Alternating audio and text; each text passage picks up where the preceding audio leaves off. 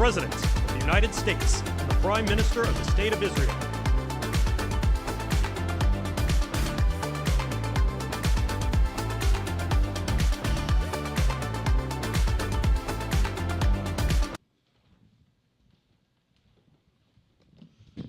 Thank you very much, everybody. So this is a big day, a beautiful day, potentially one of the great days ever in civilization. Things that have been going on for hundreds of years and thousands of years. We're at a minimum very, very close, and I think we're beyond very close. And I want to thank Bibi for really getting in there and doing a job. We've worked well together, as we have with many other countries, both of us, with many other countries, which is the only way this whole situation gets solved. And I'm not just talking about Gaza. Gaza is one thing, but we're talking about much beyond Gaza. The whole deal, everything getting solved. It's called peace in the Middle East. So today is a historic day for peace, and Prime Minister Netanyahu and I have just concluded an important meeting on many vital issues, including Iran, trade, the expansion of the Abraham Accords, and most importantly, we discussed how to end the war in Gaza, but it's just a part of the bigger picture, which is peace in the Middle East, and let's call it eternal peace in the Middle East. So this is far more than anybody expected, but the level of support that I've had from the nations in the Middle East and surrounding Israel and neighbors of Israel has been incredible, incredible. Every single one of them. This afternoon, after extensive consultation with our friends and partners throughout the region, I'm formally releasing our principles for peace, which people have really liked, I must say. And these are done, not just routinely done, these are done with total consideration and working with the nations that we're talking about. All of these nations have made contributions to those suggestions. I want to thank the leaders of many Arab and Muslim nations for their tremendous support in developing the proposal, along with many of our allies in Europe. Europe has been very much involved, and as I was called by many of the European leaders, most of them saying, is this true? Are you really doing peace in the Middle East? This is the most incredible thing we've heard. Some think it's the biggest thing they've ever heard. They called just to find out, was it just a rumor or is it actually done? And then they said, have you spoken to the Arab leaders? Have you spoken to all of the other leaders that we have to get? A lot of people involved in this one. I also want to thank Prime Minister Netanyahu for agreeing to the plan and for trusting that if we work together, we can bring an end to the death and destruction that we've seen for so many years, decades, even centuries, and begin a new chapter of security, peace, and prosperity for the entire region. And I want to just say that my meetings and dialogue that we had with so many countries, Saudi Arabia as an example, the king is a phenomenal person. The Emir of Qatar, he's an incredible people. UAE, and that's MBZ and ABZ. We're totally involved. These are the people that we've been dealing with and who've been actually very much involved in this negotiation, giving us ideas, things they can live with, things they can't live with. Pretty complex. I mean, after 2,000, 3,000 years, whatever it is, I guess it's got to be a little complex, or it would have been done a long time ago. The King of Jordan was with us, as you know, in the United Nations. The President of Turkey, President Erdogan, is a friend of mine, a strong man, but a good man. President of Indonesia, somebody who's an amazing leader, Prabowo. He is an amazing leader and respected by everybody. He was in the room with us. We were together with most of these people that I'm mentioning. Others were by phone or the next day. The Prime Minister and the Field Marshal of Pakistan, they were with us right from the beginning. Incredible. In fact, they just put out a statement that they fully believe in this pact. It just came out just as I was walking around. They said, sir, you have a big notice from the Prime Minister of Pakistan and from the Field Marshal that they back this 100%. President El-Sisi of Egypt, who's terrific. And these are people I've gotten to know over the years. I mean, I would say it started around 2015 and then went into 2016 when the presidency officially began. But I've known them actually for a long time, and they're in many cases really great men. I can't say in all cases, but I will tell you in many cases they're great men and some great women too. They tend to be mostly men, however, I will say that. But if accepted by Hamas, this proposal calls for the release of all remaining hostages immediately, but in no case more than 72 hours. So the hostages are coming back, and I hate even saying this from the standpoint, doesn't sound right, but it is so important to the parents. The bodies of the young men, I believe in almost all cases, the young men are coming back immediately.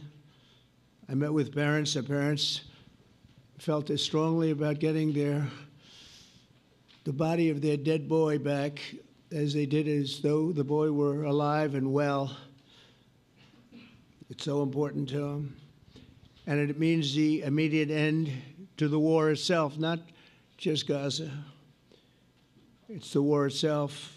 Under the plan, Arab and Muslim countries have committed, and in writing in many cases, but I actually would take their word for it. The people I mentioned, I'd take their word for it, to demilitarize Gaza, and that's quickly. Decommission the military capabilities of Hamas and all other terror organizations. Do that immediately. And we're relying on the countries that I named and others to deal with Hamas. And I'm hearing that Hamas wants to get this done too, and that's a good thing. And destroy all terror infrastructure, including the tunnels, weapons, production facilities. They have a lot of production facilities that we're destroying. They'll also help train local police forces in the areas that we're discussing right now, in particular in and around Gaza, working with the new transitional authority in Gaza. All parties will agree on a timeline for Israeli forces to withdraw in phases. They'll be withdrawing in phases. No more shooting, hopefully, as progress is made toward achieving these goals. Arab and Muslim nations need to be allowed the chance to fulfill these commitments of dealing with Hamas. They have to deal with them because they were the one group that we have not dealt with. I haven't dealt with them. But the Arab countries are going to, and Muslim countries are going to be dealing with Hamas, and I believe they've already been there. I think they probably have an understanding, and they haven't maybe mentioned that, but I would imagine they do. Otherwise, they wouldn't have gone as far as they've gone. If they're unable to do so, then Israel would have the absolute right and actually our full backing, the U.S. full backing. Marco's here, and a lot of our leaders are here, our great Vice President, Susie Wiles, Steve Witkoff, Jared Kushner. They've been so involved in this process. I don't think anybody else could have done it or even come close, but it's we're right there. We're right there. First time in thousands of years, I think you can probably say, if you really look into it, if you study back, if you're a scholar, you would say thousands of years. Israel would have my full backing to finish the job of destroying the threat of Hamas. But I hope that we're going to have a deal for peace. And if Hamas rejects the deal, which is always possible, they're the only one left. Everyone else has accepted it. But I have a feeling that we're going to have a positive answer. But if not, as you know, Bibi, you'd have our full backing to do what you would have to do.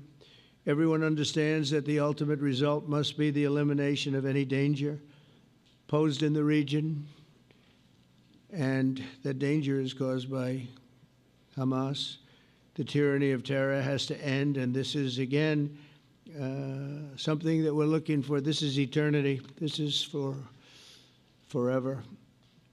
To ensure the success of this effort, my plan calls for the creation of a new international oversight body, the Board of Peace, we call it, the Board of Peace, sort of a beautiful name, the Board of Peace, which will be headed, not at my request, believe me, I'm very busy, but we have to make sure this works. The leaders of the Arab world and Israel and everybody involved asked me to do this, so it would be headed by a gentleman known as President Donald J. Trump of the United States. That's what I want, is some extra work to do, but it's so important that I'm willing to do it, and we'll do it right, and we're going to put leaders from other countries on, and leaders that are very distinguished leaders, and we'll have a board, and one of the people that wants to be on the board is the UK former Prime Minister, Tony Blair, good man, very good man, and some others, and they'll be named over the next few days, and it'll be quite the board. Working, everybody wants to be on it now. I don't know if that had anything to do. They named me and everybody else wanted to be on it. I guess they figure, well, he's a soft touch. He'll be easy to deal with. Working with the World Bank and others, it will be responsible for recruiting and training a new government that will be made up of Palestinians along with highly qualified experts from all around the world. Hamas and other terrorist factions will play no role in the board, but they'll play no role in the governance of Gaza at all, directly or indirectly. As you know, thousands of Hamas leaders have been killed and soldiers have been killed. And we can never forget October 7th, but thousands have paid the price for that. And now it's time to get our hostages back and get back to trying to build something that's really great and very important. In our meeting today, Prime Minister Netanyahu was very clear about his opposition to a Palestinian state. And he continuously mentions October 7th, and I understand that. Most people do. And I understand and respect his position on many things, but what he's doing today is so good for Israel. I noticed that they have large crowds gathering in Israel all the time, and they have my name up. They like me for whatever reason, maybe I don't know, but they do like me. But they say two things: please get the hostages back, and please end the war. They've had it. It's had it. So I think it's a very popular thing you do, because he's a warrior. He doesn't know about getting back to a normal way of life, but he is a warrior, and Israel's lucky to have him.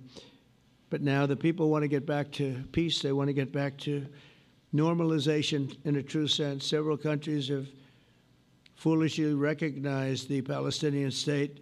As you know, some of our European friends, allies, good people, but they're really, I think, doing that because they're very tired of what's going on for so many decades. They've been presidents and prime ministers for years, and during this time, having to do with the Middle East, all they're doing is talking about the same thing over and over. They want to see it get back. And nobody wants that more than me, or I believe Bibi too. But the people of Israel want it. They really want it. They want the hostages back. That includes the probably 32 bodies that we're talking about, 20 people that are living, 32 or so people that are dead, and they want to have peace. So let us not forget how we got here. Hamas was elected by the Palestinian people. Israel withdrew from Gaza thinking they would live in peace. Remember that a long time ago? They withdrew. They said, you take it. This is our contribution to peace. But that didn't work out. That didn't work out. It was the opposite of peace. They pulled away. They let them have it. And I never forgot that, because I said, that doesn't sound like a good deal to me. As a real estate person, I mean, they gave up the ocean, right? Ron, they gave up the ocean. They said, who would do this deal? And it still didn't work out. They were very generous, actually.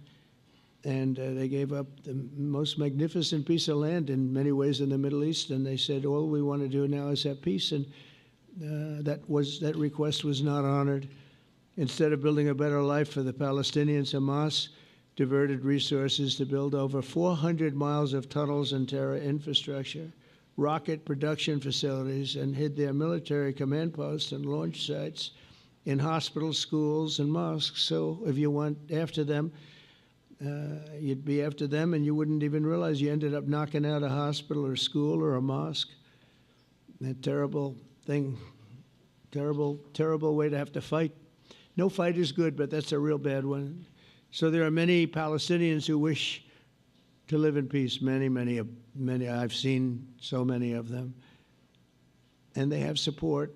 And I challenge the Palestinians to take responsibility for their destiny, because that's what we're giving them. We're giving them responsibility for their destiny, fully condemn and prohibit terrorism and earn their way to a brighter future. They don't want the life that they've had. They've had a rough life with Hamas.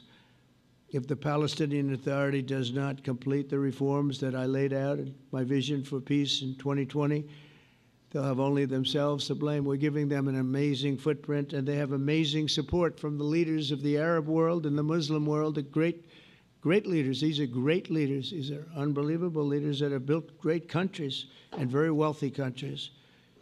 What the future holds for the Palestinians, no one really knows, but the plan that we put forward today is focused on ending the war immediately, getting all of our hostages back, getting everything back. Hard to believe when you even say it, and creating conditions for durable Israeli security and Palestinian success. Israeli security is going to be involved. We're going to help you. We'll be there with you in terms of helping with security. We want to make sure it works. We just want to make sure it works. There shouldn't be a shot fired. Now, there will be, I guess, because that's the way it seems to be, but there shouldn't have to be within a few days. There shouldn't have to be a shot fired. Maybe for eternity. Wouldn't that be nice? I hope it's true. I can tell you the leadership of that region feels that there's a good chance of it being true. So this will lead to this agreement that we're talking about will lead to a sustainable long-term peace. No president in history has been a greater friend of the state of Israel than I have, in addition to negotiating the Abraham Accords. I like to say it that way because the real people, that's what they call Abraham. I would say Abraham, but it's so much nicer when you say Abraham. So much more elegant. But the Abraham Accords, they're amazing. Jared, you did that along with your group of geniuses, and nobody thought that could be done. We have 4 countries, and Sleepy Joe Biden didn't do a thing. He didn't even know what the hell they were. He should have had them fold up. But I think this will also lead to packing them. And who knows, maybe even Iran can get in there. I hope, we hope we're going to be able to get along with Iran. I think they're going to be open to it. I really believe that.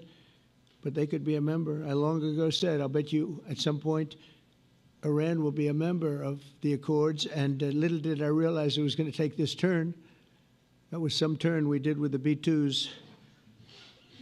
But I think they might very well be there because it's a great thing for them economically. I recognize the eternal capital of Israel.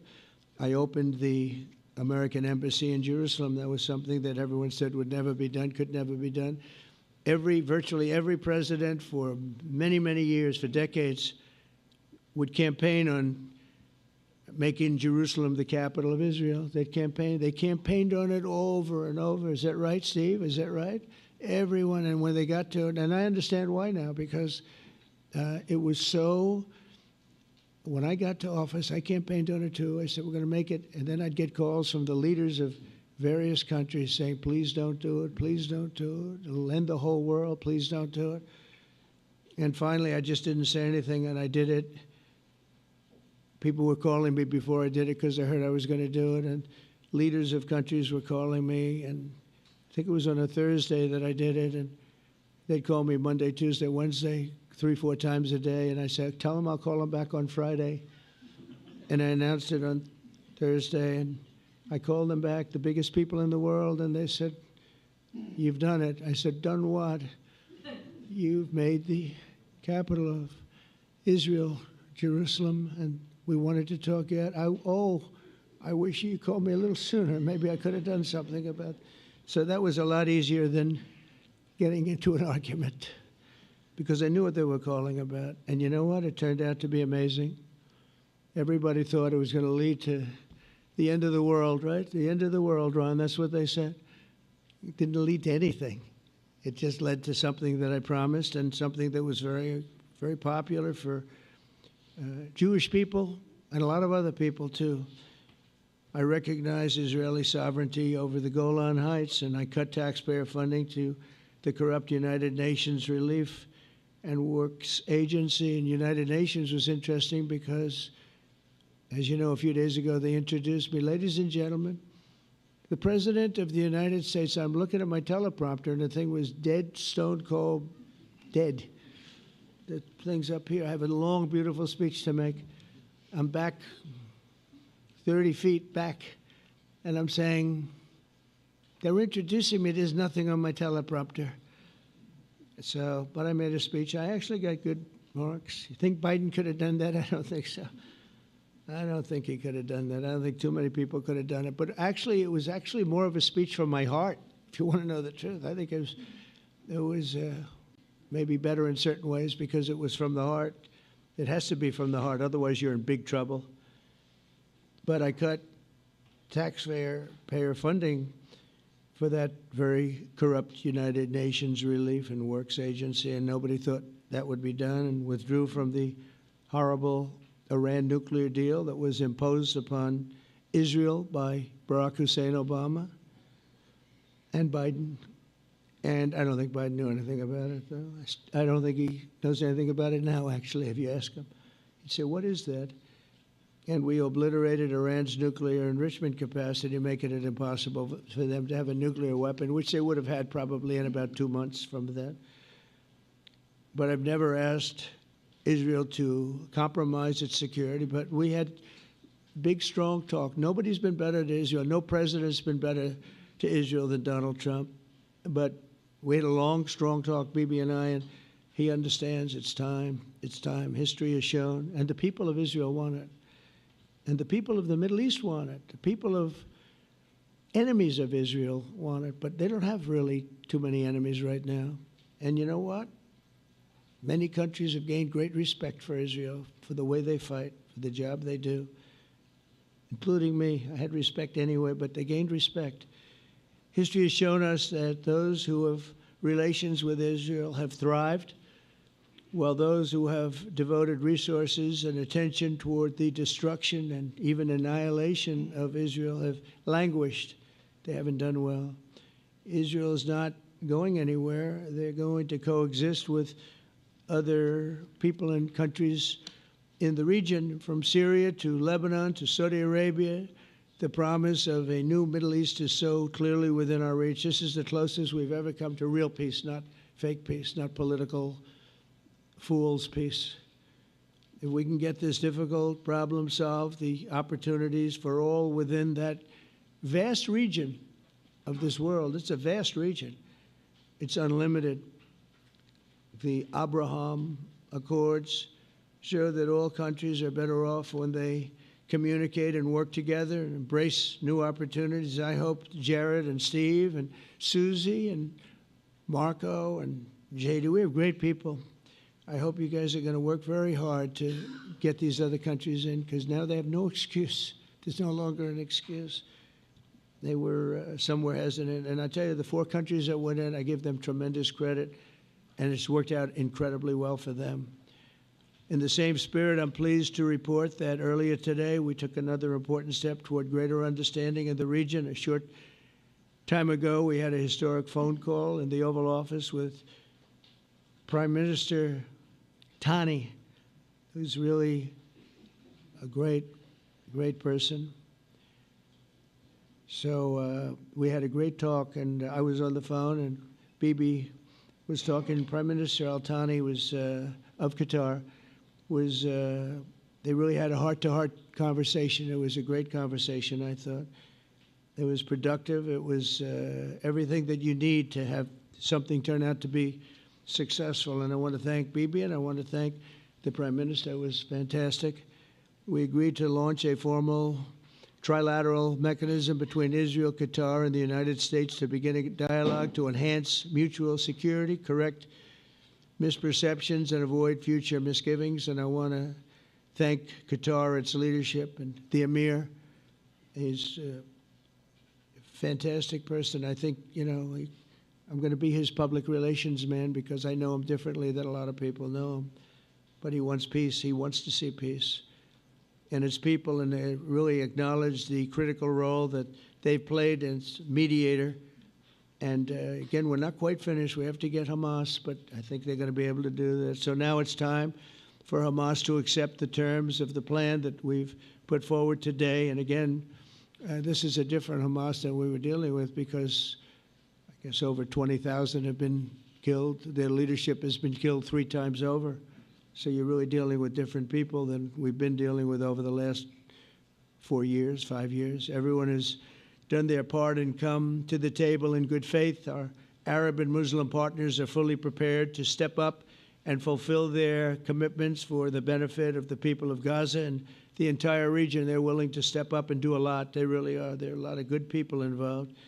Everybody who wants to see an end to the violence and destruction should be united in calling for Hamas to accept the extremely fair proposal so that we can end the war and get us back our hostages right now and have everlasting peace. And I look forward to having relationships with everyone. As the chairman of the board, I'll be involved, and we'll have meetings with some very smart people that'll be working over there to make sure that we haven't just been wasting time with an agreement that doesn't get done. The task of building peace will not be easy. There are some of the hardest problems in the world to solve, and that's why it's been going on for so many centuries. But too many lives are at stake not to try, and this was more than a try. I mean, I think this is something that gets done when you have virtually every country, and these are powerful, powerful countries that have a lot of money, and the money can make things happen. A lot of countries try, and they don't have any money. These are very rich countries that can make things happen. So together we'll forge a much safer and more hopeful future for everybody, including Israel. And I want to thank Prime Minister Netanyahu for his partnership. And I want to thank all of the leaders, the kings and the emirs and the presidents and prime ministers, people I mentioned. And they've been absolutely fantastic to work with. And it's just happened very quickly. It's happened from a couple of weeks before I had a couple of meetings, but a couple of weeks before we went to the United Nations, and we had some incredible meetings. It all came to place. It all took place, and everybody wanted to be a part of it. I don't have anybody that's saying we don't want anything to do with it. It's just the opposite. And I'll tell you, a couple of years ago, a year ago, I don't think we would have had this kind of participation, Mr. VP, right? I don't think we would have had. It's been amazing. The participation was 100%. Everybody wants to be a part of it.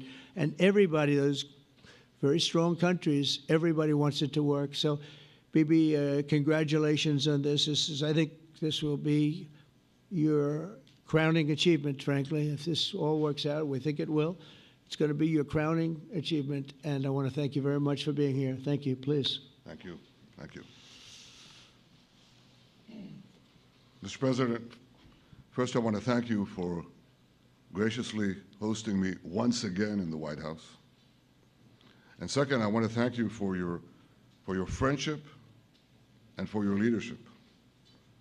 From Jerusalem to Tehran, from the Golan Heights to Gaza, you've proven time and again what I've said many times.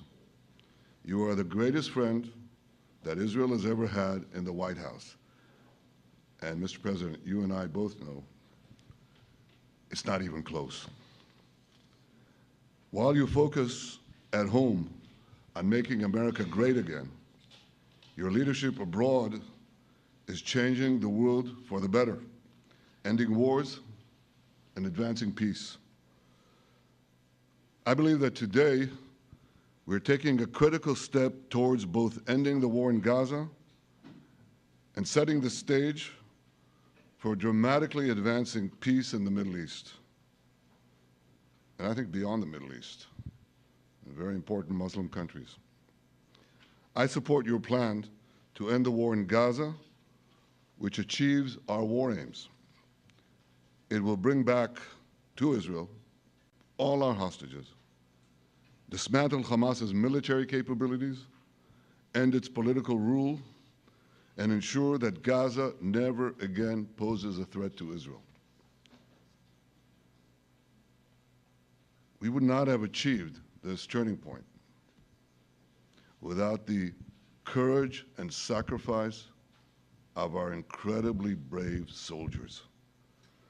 They fight like lions to defend the people of Israel, and they serve on the front line in the war between civilization and barbarism.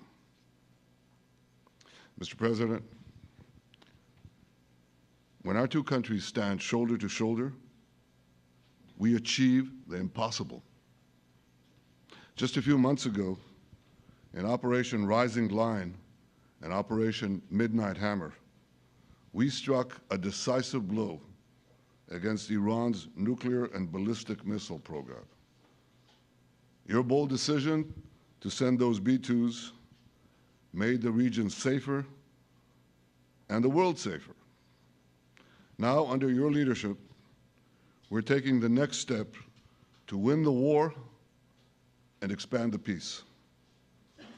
Your plan is consistent with the 5 principles my government set for the end of the war and the day after Hamas. Everybody asks, what is your plan for the day after Hamas? Here's our plan. Passed it in the cabinet. All our hostages, both those who are alive and those who died, all of them will return home immediately. Hamas will be disarmed. Gaza will be demilitarized. Israel will retain security responsibility, including a security perimeter for the foreseeable future. And lastly, Gaza will have a peaceful civilian administration that is run neither by Hamas nor by the Palestinian Authority. If Hamas agrees to your plan, Mr. President, the first step will be a modest withdrawal, followed by the release of all our hostages within 72 hours. The next step will be the establishment of an international body charged with fully disarming Hamas and demilitarizing Gaza. I appreciate your willingness to lead the body, Mr. President. I really appreciate it because you have a lot of things to do, and this is important. And it reflects the confidence that this will give everyone, that things will be followed up on all the commitments made. The fact that you're taking this on, I think, helps a lot to make sure that everything flows in the direction that we want. Now, if this international body succeeds, we will have permanently ended the war. Israel will conduct further withdrawals linked to the extent of disarmament and demilitarization, but will remain in the security perimeter for the foreseeable future. I think we should understand that we're giving everybody a chance to have this done peacefully, something that will achieve all our war objectives without any further bloodshed. But if Hamas rejects your plan, Mr. President, or if they supposedly accept it and then basically do everything to counter it, then Israel will finish the job by itself. This can be done the easy way, or it can be done the hard way, but it will be done. We prefer the easy way, but it has to be done. All these goals must be achieved because we didn't fight this horrible fight, sacrifice the finest of our young men to have Hamas stay in Gaza and threaten us again and again and again with these horrific massacres. Mr. President, I was encouraged by your clear statement at the UN against the recognition of a Palestinian state. That would be an outcome that, after October 7th, would reward terrorism, undermine security, and endanger Israel's very existence. As for the Palestinian Authority, I appreciate your firm position that the PA could have no role whatsoever in Gaza without undergoing a radical and genuine transformation. In your 2020 peace plan, which you mentioned just now, you made clear what that transformation requires. It's not lip service. It's not checking a box. It's a fundamental, genuine, and enduring transformation. And that means ending pay to slay, changing the poisonous textbooks that teach hatred to Jews, to Palestinian children, stopping incitement in the media, ending lawfare against Israel at the ICC, the ICJ, recognizing the Jewish state, and many, many other reforms. It won't come as a surprise to you that the vast majority of Israelis have no faith that the PA Leopard will change its spots.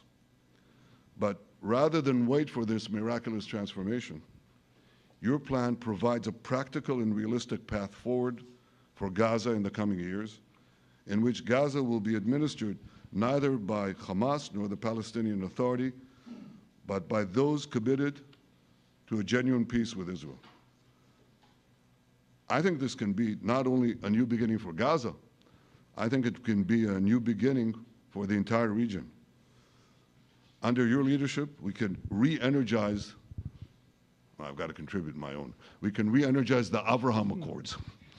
That's what it's called in the original Hebrew, Abraham. Abraham is fine, Abraham, however you want to call it. Under your leadership, Mr. President, we can re-energize the Abraham Accords that we forged 5 years ago.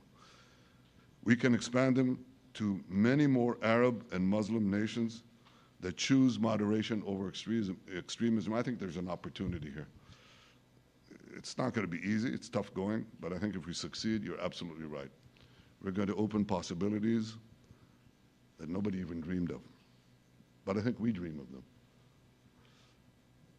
As you've told me, Mr. President, and you've told the world many, many times, you said, remember October 7th. Remember October 7th. And we do. We will never forget the horrors of October 7th, and we will do whatever is necessary to make sure they don't happen again. Since October 7th, Israel's enemies have learned a hard truth.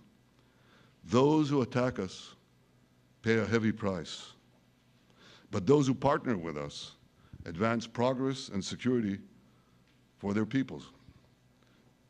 President Trump just said it. It's also in the Bible. It says, those who will bless you will be blessed, and those who will curse you will be cursed.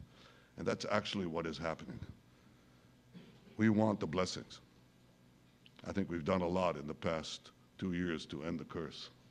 We're not finished, but we've done a lot. And we've done a lot together to end the curse. I want to thank your entire team for their efforts to get to this point. I especially want to thank Steve Witkoff and Jared Kushner for their indefatigable work to bring Israel and Arab states in the region closer together. I am deeply grateful to both of them for their work. We had a phone call today just to make it clear. I said to the Prime Minister of Qatar, Israel was targeting terrorists, wasn't targeting Qatar. And of course, we regretted the loss of the Qatari citizen, wasn't our target. And I very much appreciate President Trump's proposal to have a trilateral body, the United States, Israel, and Qatar, to work out respective grievances. There are quite a few. But if we could try to mitigate them or put it on a different footing, I think that'll be good for everyone. Above all the people, the fine team, the many helpers who've done this, I want to thank you, Mr. President. History has already shown that under your leadership, Israel and America can change the face of the Middle East. And today I'm hopeful that your plan to end the war in Gaza will do so again and do so soon. It will free our hostages, end Hamas's tyranny in Gaza, and enable a more secure and prosperous future for the peoples of our region. Thank you, Mr. President. May God bless America. May God bless Israel.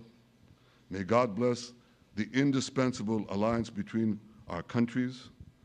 And may I add in Hebrew, G'mal Chatima Tova, may we all be inscribed in the book of life. Thank you. Thank you very much, Bibi.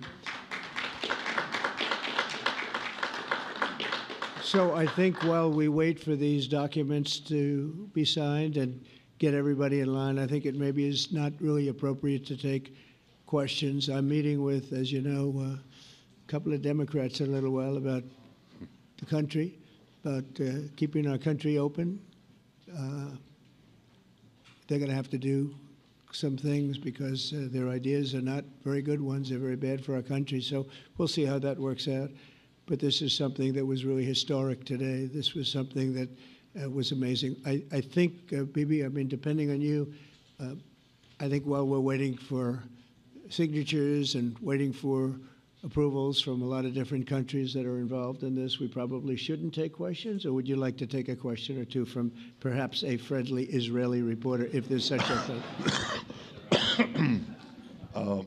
That's a very, very tough proposition. But I would think, Mr. President, that I would go by your instinct that this is, we'll have enough time for questions. Let's settle the issue first, I think. No. Thank you very much, everybody. Thank you.